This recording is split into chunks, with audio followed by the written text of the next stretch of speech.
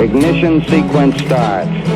6, 5, 4, 3, 2, 1, 0. Liftoff. We have a liftoff.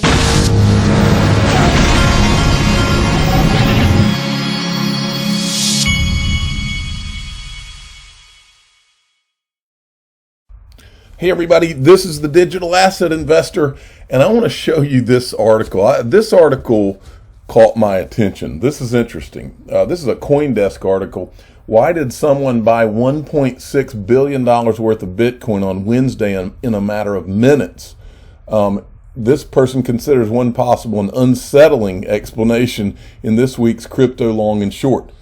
The gist of it is, folks, just the summary is, what they're kind of saying here is that this is being bought out of China because someone, maybe here in the United States, knows that there's about to be a Bitcoin ETF approval, and they're trading it in China so that it doesn't show up as insider trading here in the U.S. I wanted to read this part down here to you right here. It says, whales bought up BTC in the perpetual futures market yesterday, mostly at Binance, Huobi Global, Bybit.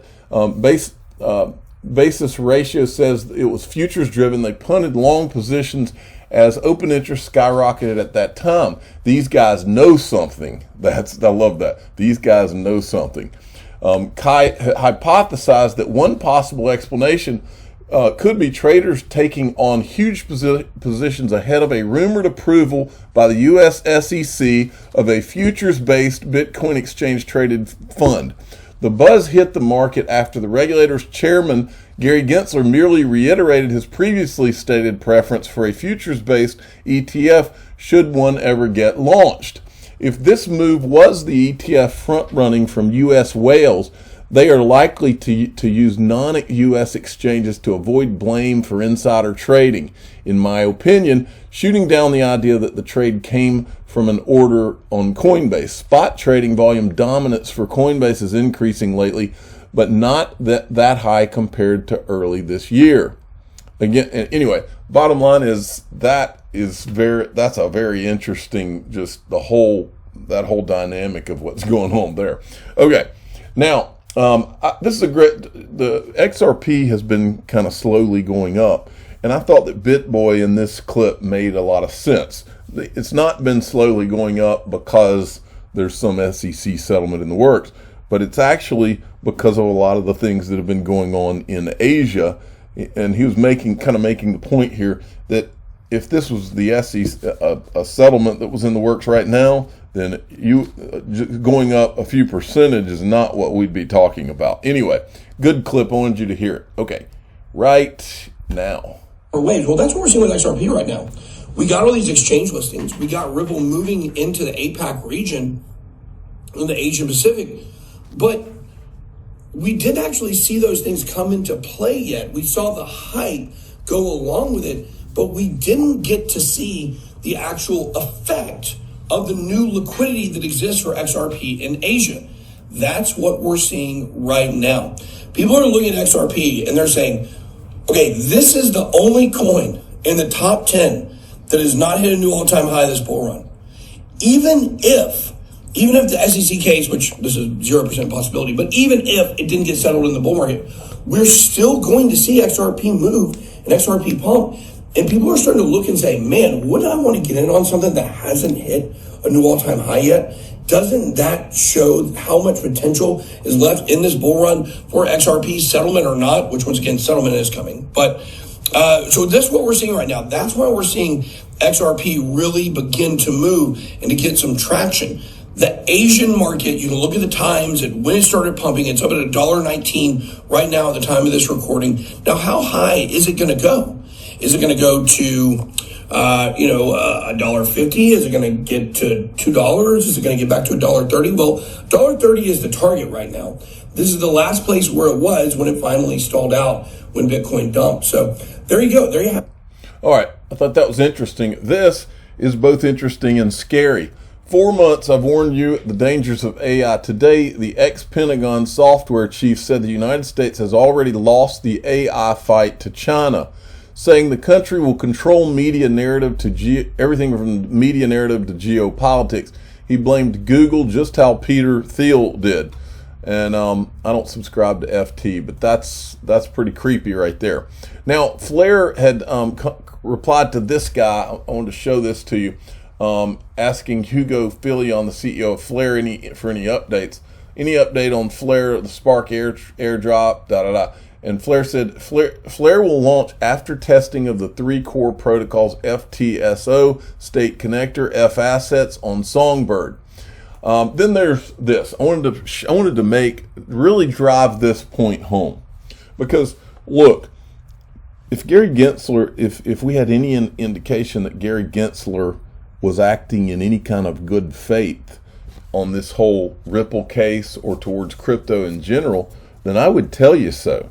But I mean, this right here proves this guy is not acting in good faith.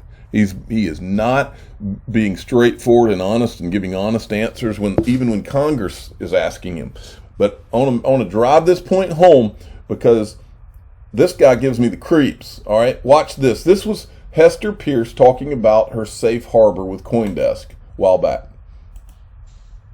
Well, one area where the chair and I think don't see eye to eye is the lack of clarity around when something is or is not a security, and what actually is the security at issue when we're talking about these token offerings. So I do think that we could provide some more clarity in that space. I think we could provide more clarity around custody of digital assets by broker-dealers, investment advisors, and others in our space. And just more generally, we could provide clarity around how these traditional entities can interact with digital assets in a way that's compliant with the existing regulatory structure. Okay, now that's a very one area where Hester Pierce comes from a very reasonable place. She comes from a place where she doesn't have some angle, or she's not working on behalf of somebody who's really pulling her strings. She's just interested in what's right for the industry and what's right. But these other people, I mean, all of them involved in all this stuff, they seem to have agendas that are hidden agendas in everything they do. So that is the reasonable place she's coming from. And then James Rule tweeted this out. He says he was at the Texas Bitcoin Summit where she spoke. And he said, I asked Hester Pierce at the Texas Blockchain Summit if Gary Gensler has read her Safe Harbor 2.0. She told me she was still waiting on a text from him. In other words, no. Apparently this guy doesn't even want to talk to her. And remember, because John Deaton pointed it out when he was talking to Charles Gasparino, Hester Pierce was not even copied on the Hinman speech. Jay Clayton did not copy her in on it. That's what John Deaton said. And that was from the court documents in this Ripple case. So you got this guy who's not, like I said here, he is not acting in good faith. I mean, if he was acting in good faith, there would actually be actual conversations going back and forth, and these, trying to reason through this. That is not what he's doing. He's completely shut off to, the question is, who shut him off to it? Because he wouldn't be taking that stand all by himself. And then John Deaton says, he avoided answering Patrick McHenry's simple question of whether or not he has read Hester Pierce's safe harbor proposal. The fact that Gary Gensler hasn't even read her proposal tells you everything you need to know about his intentions regarding crypto. I believe his intentions are he wants to finish the job that Jay Clayton's people told him to do, which was you get Bitcoin and Ethereum through the door, then you slam it. And Gary Gensler wants to keep that door slammed. And who knows what's really behind all of this. But what John Deaton is talking about here is this clip from Patrick McHenry. Listen to this. For Digital Tokens Act with Representative Davidson and Budd, based on Commissioner Peirce's digital token safe harbor proposal. I asked about this before. Have you had a chance to review her proposal? Commissioner Peirce and I talk actively about You're not returning her. She's waiting on a text from you. matters, but I have not yet reviewed. I think you just introduced your bill this morning, and I look forward to looking closely at that. But the bill is based off of her proposal, and I was asking if you've reviewed her proposal. Commissioner Peirce and I have had a number of conversations about her thoughts on these. Okay, but so you haven't returned her text because James Rule found that out. So, or you haven't sent her a text on this. To answer that question. Okay. But so she and I have talked about her thoughts on this around a potential safe harbor. I think that the challenge for the American public is that if we don't oversee this and bring it in investor protection, people are going to get hurt. If it was investor protection, then XRP holders would not have been burned to the tune of billions of dollars. Has nothing to do with investor protection. Like she said in that clip from the Texas Bitcoin conference I played you in my last video, this is about power plays and SEC wanting to get more power and and own this crypto industry. That's what this is about. And she's basically saying it. Okay, and then this is what I retweeted John Deaton. So I said the only safe harbor he's interested in is keeping one for Bitcoin and Ethereum. Now, this clip was put out by this Ripple person, and it was another Joseph Lubin, quick 40 seconds. Listen to this.